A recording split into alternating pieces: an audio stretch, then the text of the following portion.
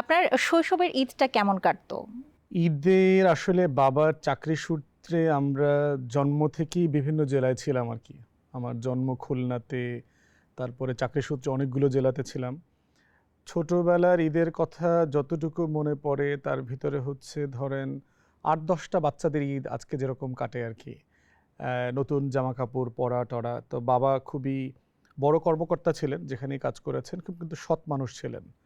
সব ঈদে নতুন কাপড় দিতে পারতেন না, এটা আমার মনে আছে আর কি।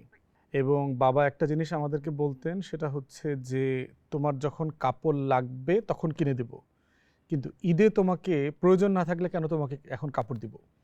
তো এই রকম আর কি, ধরেন মিনিমালিস্ট একটা একটা আইডিয়া আছে আর কি, যে আপনার যতটুকু না হলে নয়, ঠিক অতটুকুতে অভ্যস্ত করা। তো সদ্ব্যবহারও বলা আমার যায়। আমার বাবা ঠিক ওইভাবে, এবং আমার বাবা, আমার বড় ভাই, আমরা এবং আমরা সবাই নিজেদের কাপড় এক্সচেঞ্জ করে পড়তাম।